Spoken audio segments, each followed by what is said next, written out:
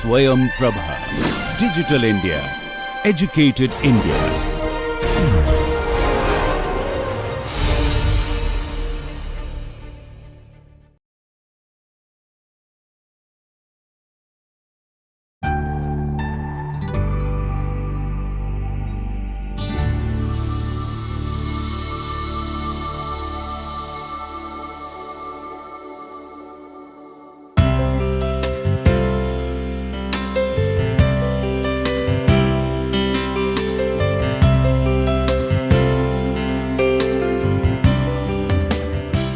Dear participants, welcome to the 11th week of this module. We would begin today's module with our discussion of different approaches to digital media. Digital media, as we all know, has brought about massive as well as far-reaching changes in our society and culture. However, when we look at the critical framework behind it, we find that there is hardly any consensus within the social sciences when it comes to understanding these changes. There are various critical perspectives to understand and appreciate these changes which have been brought about by the digital media, and different specializations view the issue in a different manner. For example, within the folds of media and communication studies, we find that people concentrate on certain specific areas only. For example, the news or what influences the social media without analyzing what people are actually doing in an online presence. People in political science prefer to focus on questions like the role of media in election campaigns or for generating a particular type of awareness for any social issue. The theories of mass media and interpersonal communication are also somehow not suited to the digital media, since new media often have elements of both and cannot be understood only from the perspective of one particular point of view. When we look at the interface between culture and digital media, we find that the theoretical legacy of the Frankfurt School is important to understand it today. The Frankfurt School had started to analyze the social, economic, political and cultural implications of the impact of technologies on media. And in a way, we find that contemporary criticism is continuing this theoretical legacy. There is an increasing interest in looking at the digital through social, aesthetic as well as economic and cultural lenses. Digital media is also characterized by temporal decay. It is not permanent. It is also characterized by transversality as well as singularity. So, in this context, we find that there is an urgency to focus on the cultural unconscious now, which includes, for example, the non-dominant translations as well as those literary products or cultural products which lie on the edge of the cultural complex. I would particularly review a book by Ralph Schroders. The title of this book is Social Theory After the Internet, Media, Technology and Globalization, which has been published very recently in the year 2018 only. It has summed up various contemporary theories which assess the role and impact of social media today. He has looked at various theories, but I would take up only 4 major theories which he has reviewed, and these are theory of network power by Castell, theory of mediatization by Harvard, actor network theory and domestication theory by Haddon, Silverstone and Hirsch. The theory of network power was propounded by Castell in 2009. It has 2 major elements. First is that an ontology whereby all media are best understood as working via networks, and secondly, it's a theory of power whereby power is increasingly concentrated in a few global transnational media conglomerates, but which at the same time always generates resistance as well as subversion. The second point particularly reminds us of the legacy of various Marxist thinkers. At the same time, there are certain limitations in this theory as well as certain flaws which have been pointed out by other critics. For example, in China, a state party has more control over media than any media conglomerate. And at the same time, in Sweden, public media continues to be a dominant player. So, this is factually incorrect to suggest that the power is increasingly concentrated in a few global transnational media conglomerates only, because there are certain exceptions. National media systems continue to outweigh the imperatives of global capitalist dynamics, as well as governments often mandate on media operations, public opinion and civil society also determine political agenda through media and vice versa. Another theory is the mediatization theory, which was put forward by Harvard in 2008. This theory has taken into account the national differences which had been left out by the previous theorist, and particularly it notes the differences which exist in the political structures and in the power structures. It takes these differences into account and proposes that the people's relationship to society as well as their attitudes, beliefs and worldviews are being increasingly mediated. Mediatization has been defined by Harvard as the processes whereby society to an increasing degree is submitted to or becomes dependent on the media and their logic. So, media according to him becomes integrated into the operations of other social institutions and also becomes social institutions in their own right, and as a consequence social interaction within the institutions, between institutions and in society at large takes place only via the media. This theory suffers from lack of methodical accuracy as far as social life being mediatized is concerned. It is important to differentiate the operations of mediatization in social, economic and cultural spheres and the mechanisms of power in the respective domains. New media definitely contributes to the mediatization, and it also opens the possibility for thwarting mediatization when people generate as well as consume content out of institutional boundaries. So, we find that this theory also has certain limitations. Another important theory which has been taken up in this book is the actor network theory, which has had a significant impact in media studies, even though basically this is a theory about the new technologies rather than media specifically. It has left its impression on two major media theorists, particularly Chadwick and Galbraith. This theory emphasizes on the agency of individuals or of non-humans.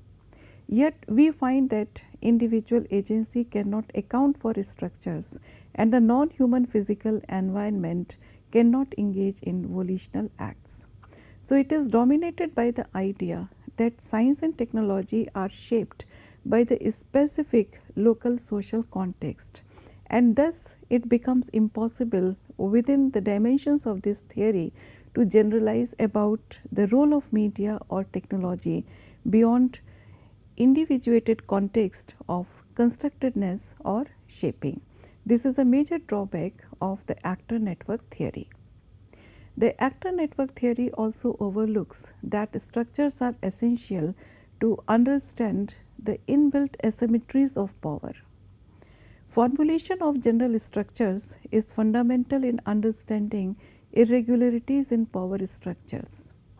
In its study of the internet, this theory relies on the agency of non-humans too, which is a type of a backdoor admission of technological determinism, though overtly this theory has rejected any closeness or any proximity with the technological determinism.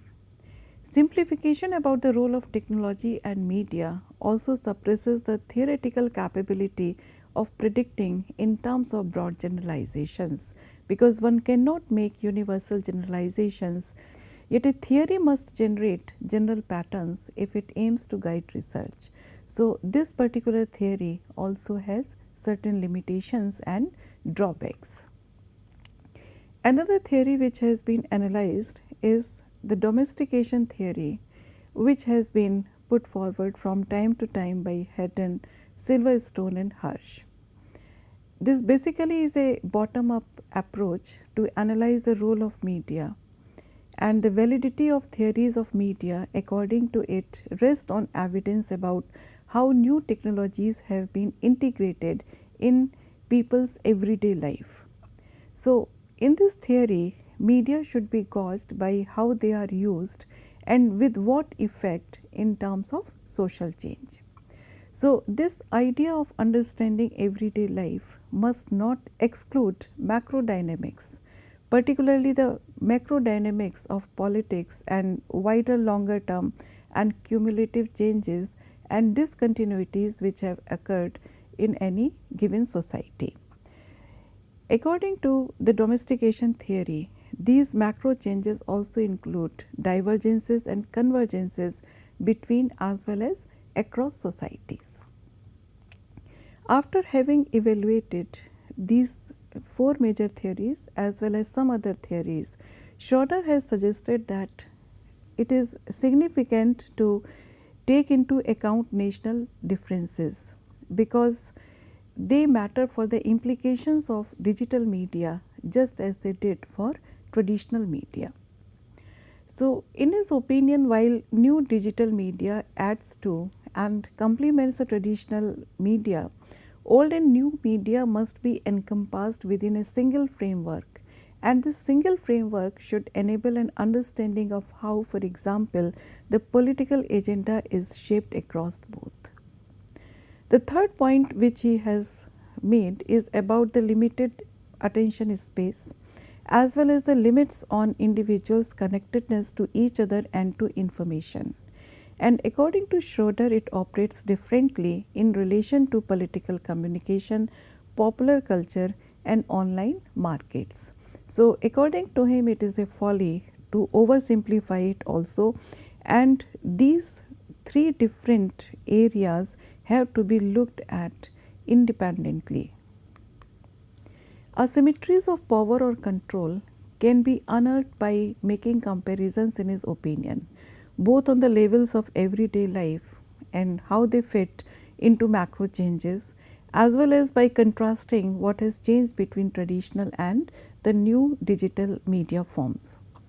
In order to pursue his ideas further, he has analyzed the case of four countries, namely Sweden, America, India and China, in order to ground the argument in specific evidence. However, the argument should be applicable beyond these four countries to be considered as a valid argument. Some of the major trends which he has been able to sum up in his book can be listed here. The internet alone is not responsible for a wholesale change in society, as Castells and other theorists have claimed.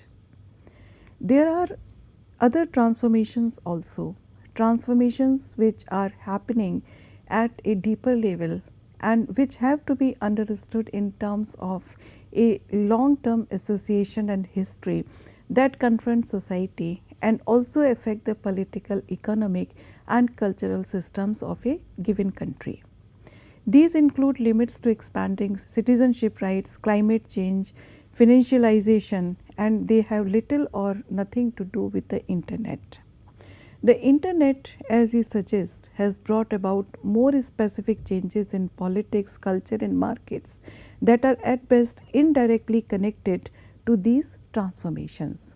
So, this is a very interesting finding, whereas most of the critics suggest that internet is responsible for bringing about fundamental changes in our society.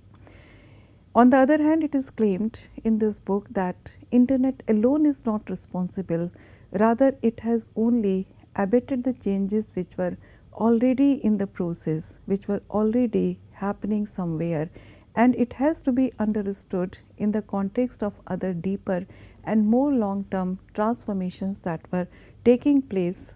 Still, he says that the social theory must take specific internet related changes into account, since it also has resulted into new and lasting ways in which we have become, as he says, subject to more targeted political messages, and we have learnt new ways to engage with them, that is related with the area of politics.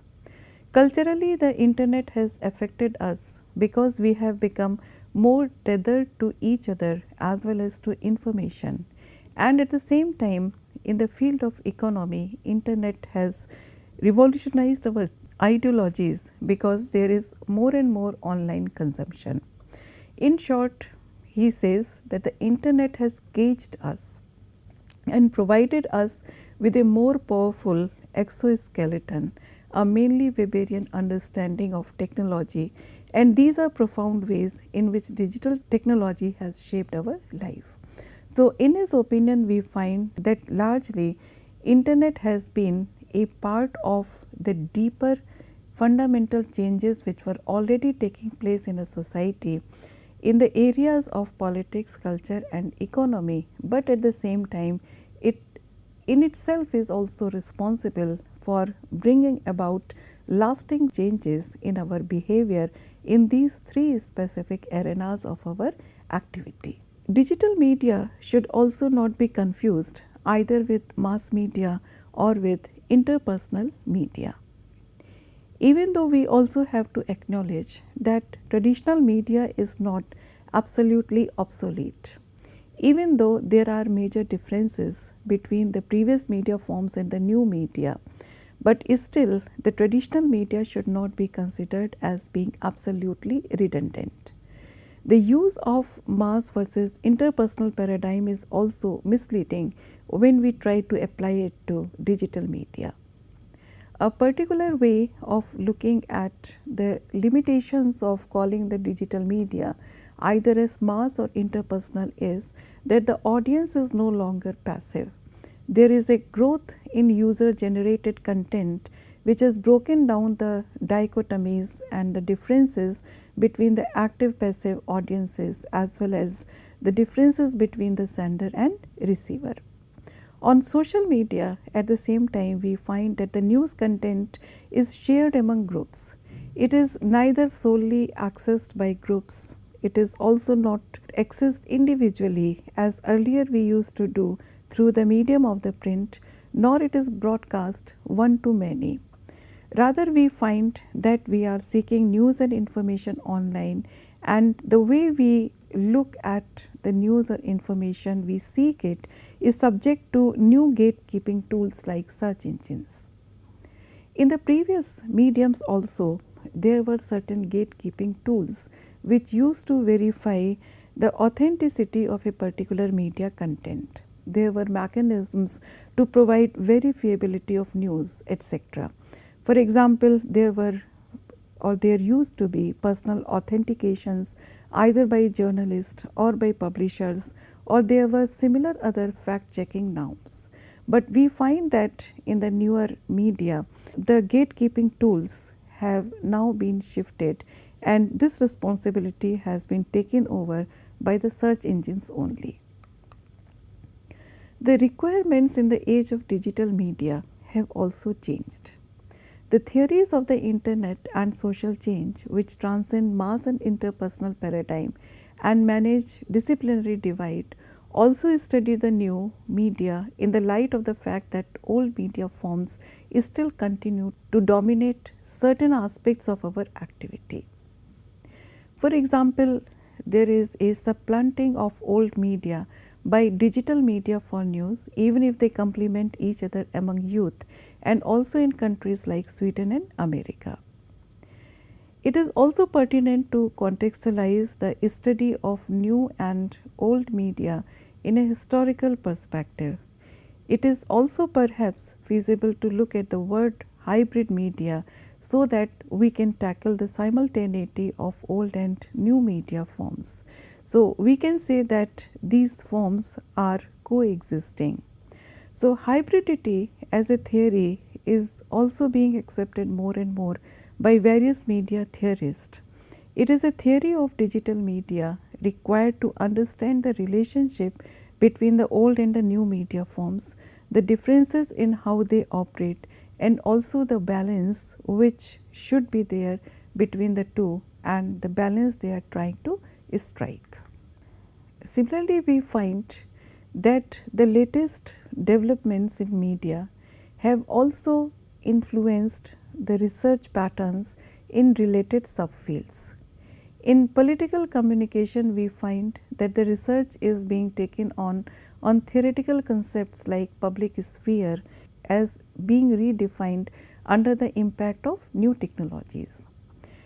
There is also an emphasis on empirical media or communications research, that is below the level of three dominant media theories: agenda setting, gatekeeping, framing, uses and gratifications, and rational choice or collective action, etc., are being taken up. So, these researches assume that it is not necessary to have a macro theory of social change always, and that research inherently aims to counter disproportionate control or bias, and they also implicitly assume a pluralist view of ideologies. These new types of researches emphasize individual media. It is difficult to grasp agenda setting across old and new media, and we find that typically one can focus on national media and specific periods and domains also. But nonetheless, we have to admit that the latest developments in media have also influenced the way in which the research is being taken on in related subfields. It is important to draw comparisons from larger trajectories and analysis of a wide range of media. It is also equally important to identify the restraints which exist in the very nature of organization in the struggle of ideologies within the political domains. Research should also take up the top-down models of power to study the effects of asymmetrical power relations at different levels, at the local, national as well as global levels. The alternative which Schroeder has suggested is worth taking note of. His alternative hinges on three starting points. The first point which he suggests is that national differences are important if we want to examine the consequences of digital media, and they are as important as they were for the old media. In this context, the media systems theory propounded by Harlan and Mancini in 2004 can be a vital starting point. So, when Schroeder suggests that national differences are important, he is saying it in the context of the political power structures which may be different in different countries. The second point which he takes up suggests that the digital media adds to and complements the old media. However, the old as well as the new need to be incorporated within a single framework so that one can understand the phenomena across different forms of media in a more cohesive manner. Thirdly, he talks about limited attention space across media forms which functions in a different way in different types of communication. For example, it is different in political communication, in popular culture and in online markets. So, one has to understand how the media forms function in different ways in these different fields. The evidence about technological integration in everyday life also determines the validity of different digital media theories. For example, the bottom-up approach to the role of media in domestication theory is also understood on the basis of the evidence which can be gathered on the basis of our everyday life. Media is to be studied in terms of their effect on social change and how they are used. A study of media's role in everyday life should also be inclusive of macro concerns, for example, impact in political domain, aggregate changes as well as inconsistencies over a long term. So, one should take stock of differences and similarities across societies. Schroeder also examines some of the other perspectives. For example, he looks at the role of internet in social change in contemporary society. He also views the rise of extremist populism as a consequence of circumventing traditional journalistic gatekeepers in the age of digital media. He also looks at digital media's competition with established media and elite ideologies to capture attention space. He also looks at how digital media bounds people closely to each other as well as to free floating sources of information. He also says that new digital divides within culture exist. So, we have to look for reliable information, cultural diversity as well as social inclusion under duress. Another aspect which becomes important in this context is big data, which is a leading player in digital media. It is related with the generation of new knowledge about media operations, and global media conglomerates and political and policy campaigns use big data for exercising greater control over audiences. They use it to target the audience and to manipulate the public.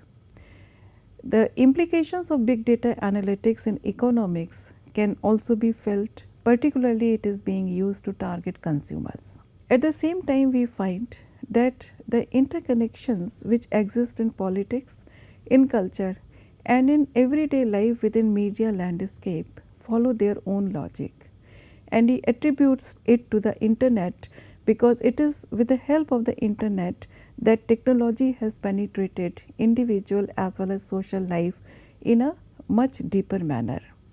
A common thread among all three, that is politics, culture and everyday life, which also includes economy, is that they are part of a larger process whereby technology penetrates more deeply into social life. In this particular chart, we find that mediatization in politics, culture and economy can be understood. This has been taken from Schroeder's work. In this particular figure, we find that three spheres of power, politics, culture and economy, and the increasing mediation between dominant institutions and people's everyday practices have been displayed using dashed arrows. In a nutshell, it represents what we have already discussed so far. Another issue which comes up when we talk about media is related with autonomy. There is a greater mediatization in digital age which operates differently in society, culture and politics. So, should we view it as another social source of power or should we view it as a separate order? What is the role of autonomy? Is media autonomous? But at the same time, despite having autonomy, we find that media is still only a subsystem. It is opposed to the total lack of autonomy of the media in Marxism, but at the same time, we have to consider that this position may be misleading and that there are different functions for which media is used. For state control, it can be used. There can be a public service media also.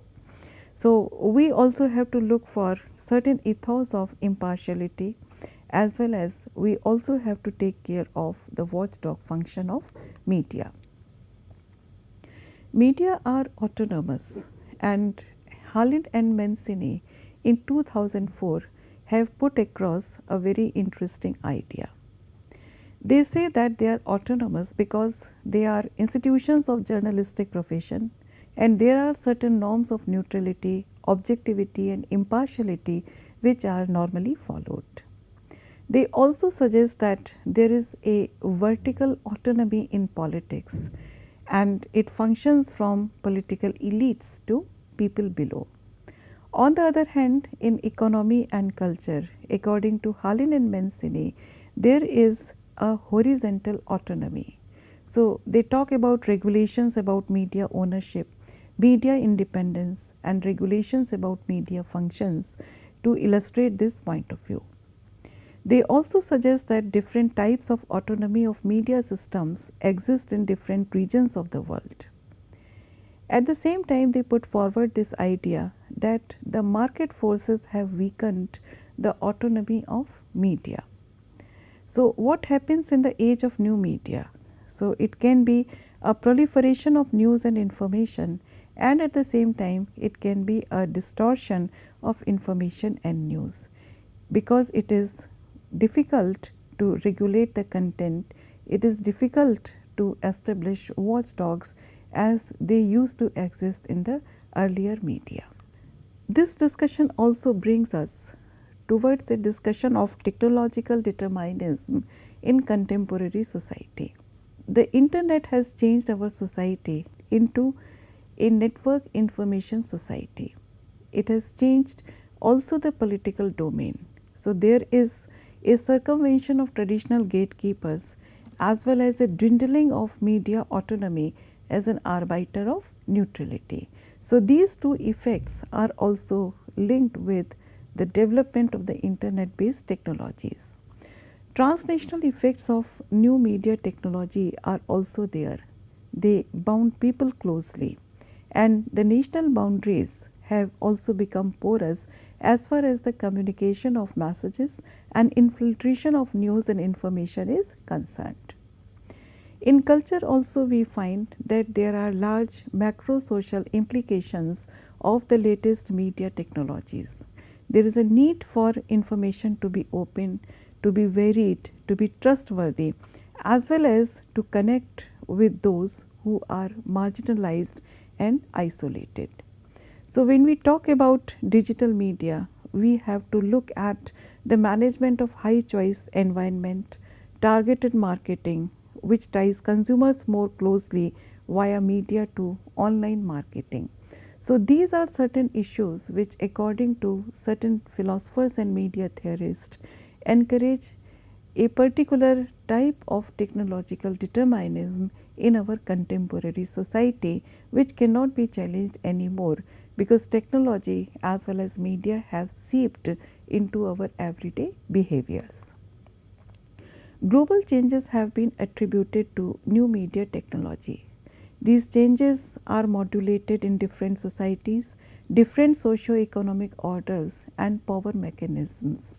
But irrespective of the differences, we find that the new media technology has brought about irreversible changes in our behavior.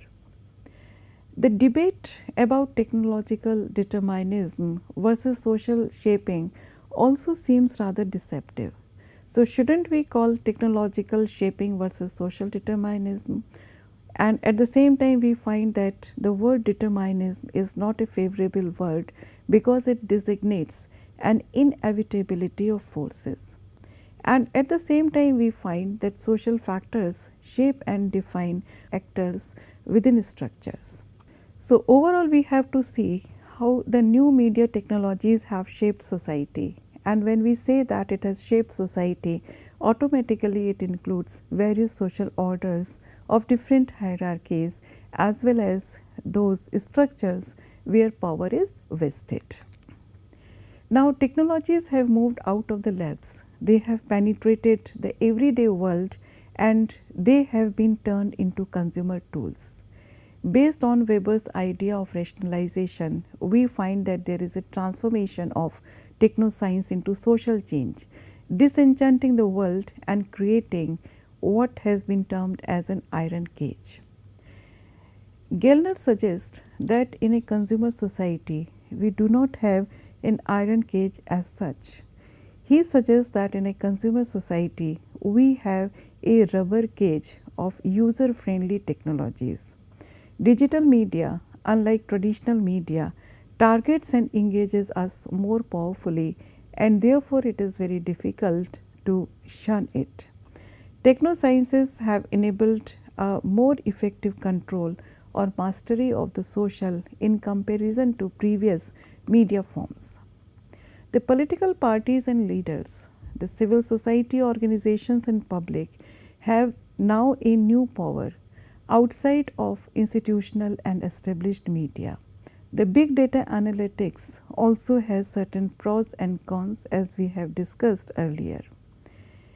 It may facilitate global capitalist imperatives, and at the same time it allows consumers to assume some control because it enables them to use negative publicity to challenge services and demand greater accountability from others. It also enhances a greater mediation between groups. even though the threat of surveillance is there. But let us say ultimately it is the metaphor of cage or exoskeleton which remains to be a very powerful metaphor in this age. It has changed our culture, it has changed the way we communicate, interact and live our lives, and these changes are here to stay. Thank you.